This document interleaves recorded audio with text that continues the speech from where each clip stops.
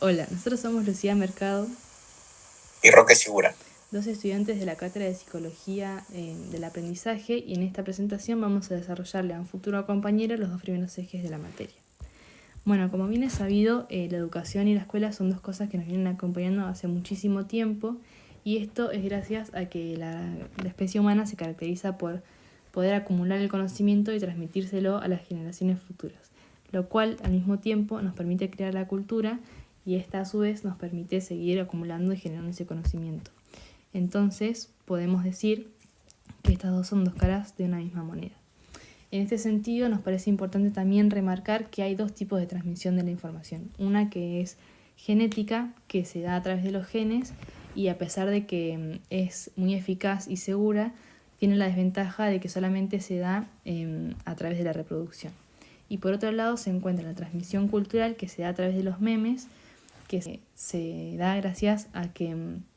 el sujeto está inmerso en una sociedad y en una cultura, y también por la enseñanza de los individuos,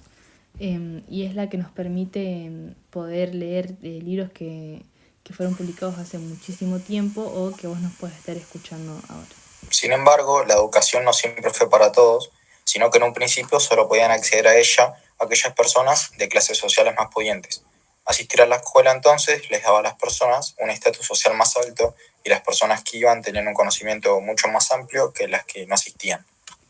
Bueno, esto era porque la gente que no iba a la escuela solo podía acceder a un conocimiento cotidiano o, como dice Rodrigo, del hombre de la calle, que es un conocimiento que se da a partir de la experiencia o la interacción del sujeto con la realidad, y que solamente busca que este conocimiento le sea útil y para que esta interacción entre el sujeto y la realidad sea más eficaz. Entonces, no busca generalizar este conocimiento a todos, sino que busca que le sirva a él. Y crea teorías en base a esto que, si lo vivió así, así va a ser hasta que la experiencia le demuestre lo contrario. En cambio, aquellos que sí podían ir a la escuela accedían a una formación más técnica de lectura, escritura y de números y cálculos. Esto fue así hasta que, como explica Del Val, el movimiento de la Ilustración se produjo un gran cambio en el que la posibilidad de ir a la escuela se extendió para todos, y que a su vez trajo otros cambios como la asistencia obligatoria o el aumento de los contenidos y la dificultad de los mismos. Bueno, como se mencionó anteriormente, existe el conocimiento cotidiano relacionado al hombre de la calle, pero también hay otro tipo de conocimiento, que es el científico, que sí busca aproximarse a la verdad, por lo que pretende que sus teorías se puedan generalizar o que sean universales. Entonces las está sometiendo constantemente a procesos de refutación o validación que le permitan poder generalizar estas teorías. Y por otro lado se encuentra el conocimiento escolar, en el que se buscaba que el sujeto que ingresa a la escuela con un conocimiento cotidiano transforme su conocimiento en uno científico. Sin embargo, esto trae algunas consecuencias que vamos a desarrollar más adelante. Bueno, la escuela entonces, además de enseñar, tiene diversas funciones, como por ejemplo la de guardar a los niños, que es el lugar donde se quedan cuando los papás están trabajando, por ejemplo,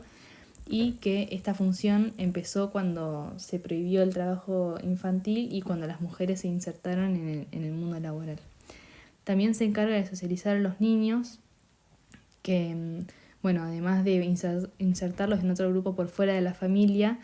se les enseñan leyes morales, y también reglas de convivencia, de horarios, de cuándo jugar y cuándo estudiar, por ejemplo, que le van a servir para su vida adulta. Bueno, además de adquirir conocimientos, como se mencionó anteriormente, también les sirve como rito de iniciación, en el cual se va a suponer que el haber atravesado por la escuela va a tener ciertas capacidades que le van a permitir insertarse en el mundo adulto, y va a tener las habilidades necesarias para poder desarrollarse en él. Bueno, las dificultades que se habían mencionado anteriormente en la transmisión de los conocimientos están más que nada relacionadas a las formas en las que se transmiten estos conocimientos, ya que quien lo hace, o sea, el profesor, tiene que tener una formación técnica en esto para poder saber, por ejemplo, los estados mentales del niño, y saber las dificultades con las que se puede llegar a encontrar él mismo a la hora de estar aprendiendo los contenidos, y ayudarlo a poder atravesar estas dificultades. Y en el caso de que haya dificultades más grandes, poder cambiar sus métodos para que el niño pueda llegar al fin que se está buscando. Bueno, en este sentido nos parece importante mencionar la tríada didáctica de Chevallard, que está conformada por el contexto escolar, el saber enseñar, el alumno y el profesor, y que se utiliza para caracterizar la institución escolar. Bueno, acá se destaca la artificialidad del contexto en el que el sujeto se tiene que acomodar y que tiene que cumplir un rol determinado, que es el del alumno, y asumir que hay alguien que sabe, que es el docente, y que encima le adjudica una cierta expectativa, que es la de que éste aprenda lo que se le está enseñando y así poder llegar a un determinado fin. Sin embargo, el que se aprendan estos contenidos es muy difícil, porque lo que se está intentando enseñar, que es más que nada técnico y científico, se da de una manera reducida y descontextualizada, y como se mencionó anteriormente, genera un pensamiento desvinculado. Esto es porque el sujeto no sabe para qué le podría ser útil la información que le están intentando enseñar, debido a que, a diferencia del científico, el niño no pasa por los mismos procesos y no tiene la misma experiencia. En palabras de Rodrigo, no se encuentra en un contexto de descubrimiento o de novedad creativa, y además se transmite ese conocimiento como una verdad definitiva que no está abierta al cambio. Por lo que leer libros o escuchar al maestro se vuelve monótono muchas veces y desmotiva al estudiante a adquirir los conocimientos necesarios para pasar de curso. En tanto al aprendizaje como fenómeno complejo, se han desarrollado distintas teorías psicológicas que pueden servir para ayudar en el problema de la transmisión del conocimiento. Estas teorías parten principalmente de dos paradigmas, que son el empirismo y el constructivismo. El primero comienza con Aristóteles, el cual entendía que somos una tabula rasa cuando venimos al mundo y que son las experiencias las que nos van marcando. Por lo tanto, entiende que el aprendizaje se da mediante la experiencia, mediante la asociación entre las sensaciones que nos genera la experiencia y que generan ideas verdaderas en nosotros mismos. Es así que la asociación tiene tres formas para Aristóteles. Estas son la contigüidad, que es lo que sucede junto, tiende a producir una huella en esa tablilla; la similitud, que es lo parecido o semejante se va a asociar; y el contraste, que lo diferente se suele asociar. A partir del empirismo se desarrolló una teoría psicológica basada en la asociación. Esta teoría es el conductismo, que entiende que el objeto de estudio de la psicología es la conducta del ser humano. Entiende que la experiencia es la manera en la que los sujetos aprenden y que este aprendizaje se da por asociación. Todas las teorías conductistas difieren en muchas cosas, pero convergen en esto último, lo de que el aprendizaje es por asociación. Nosotros nos vamos a enfocar en Skinner, que es uno de los máximos exponentes del conductismo. Primero tenemos que entender cómo entiende o concibe el aprendizaje Skinner, y lo entiende como un proceso en el que la persona interactúa con el entorno al presentarse determinadas situaciones o contextos novedosos, y de esta manera actúa o responde de manera distinta, o reestructura sus respuestas anteriores. Skinner sostiene que los aprendizajes más significativos se dan en los contextos sociales en el que la persona se encuentra con otras, y que hay que entender tanto al sujeto como al entorno, hay que entenderlos como activos, ya que el sujeto cambia y aprende dependiendo de los cambios que el contexto le va a ofrecer. Como dijimos, el conductismo de Skinner se basa en asociaciones entre el momento en el que ocurre la conducta, que son los estímulos, y la conducta misma, que son las respuestas. Estas asociaciones son indispensables para el aprendizaje y se pueden diferenciar entre contiguas, que refieren a la cercanía entre el estímulo y la respuesta en relación al tiempo, y contingentes, que refieren a la dependencia del estímulo con la respuesta. La importancia de la relación entre las asociaciones. Y según Skinner, en términos científicos, la totalidad de un aprendizaje se puede evidenciar cuando son identificadas todas las relaciones entre el estímulo y la respuesta, teniendo siempre en cuenta que las personas son todas distintas. En términos de enseñanza y aprendizaje en la educación, entiende que los aprendizajes más simples son la base de los más complejos. Esto lo podemos explicar mediante el diseño instructivo que inventó, el cual refiere a: primero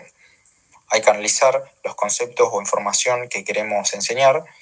siempre desde la posición del profesor, y hay que intentar descomponer la información en unidades para luego diseñar las actividades que requieran respuestas del usuario. o del niño, y una vez que éste responda, planear los refuerzos para que aprenda la información que queremos lograr. Lo más complicado siempre va a ser planificar los refuerzos, ya que, como dijimos, todas las personas varían. Skinner entiende los refuerzos como una relación funcional entre la actividad de la persona y su entorno. Es una consecuencia que pone el maestro o el programador para que aumenten las probabilidades de que aparezca una respuesta deseada.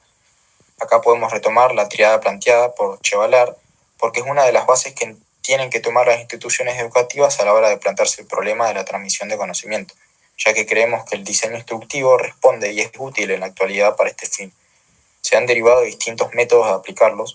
de aplicar como puede ser en programas de software, y podemos evidenciarlo en aplicaciones que generan un sistema de refuerzos que garantizan el aprendizaje. Más que nada en niños más pequeños, donde los contenidos son más simples y lo importante es la práctica y la ejercitación. Este aprendizaje se da mediante dos tipos de refuerzos que pone el programador o el profesor, y que son dependiendo de las respuestas que da el niño, o también otros refuerzos que son para motivarlos a prestar atención al programa.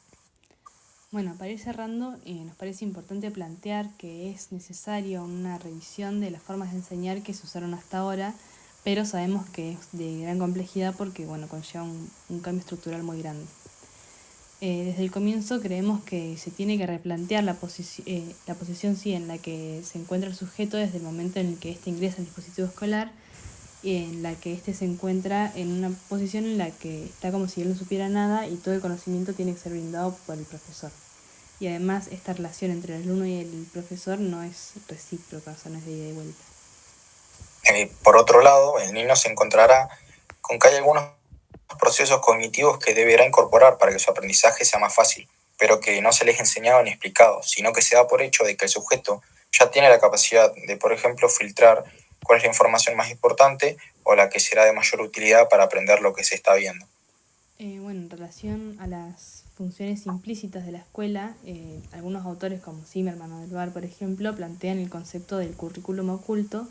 que se refiere a que el aprendiz no solamente se está enfrentando a los contenidos que tiene que aprender, sino que se encuentra también con una realidad que tiene por delante una tarea tediosa en la que tiene que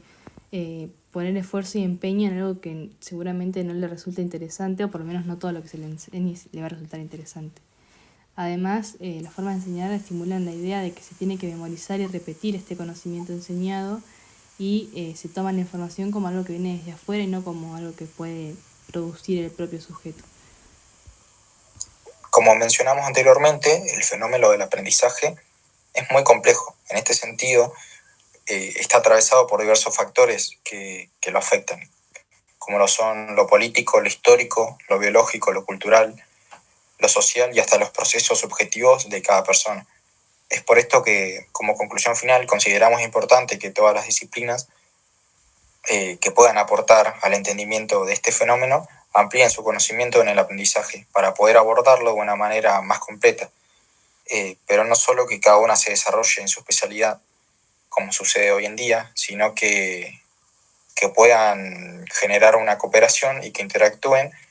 para que de esta manera se mejoren los métodos de enseñanza y el sistema educativo en su totalidad. Bueno, y por otro lado, creemos que es fundamental la presencia del Estado y que éste garantice la buena calidad y el funcionamiento del sistema educativo en general, pero no solamente en lo referido a la infraestructura y a los salarios de los y las trabajadoras, sino también al presupuesto que va destinado a la capacitación de los y las docentes, al material didáctico, a la parte de la informática, y también a equipos de apoyo tanto para alumnos como para los profesores, entre otras cosas. Y bueno, esperamos que cuando vos veas, cuando estés escuchando esta presentación, algo de lo que reflexionamos se haya aplicado. Gracias.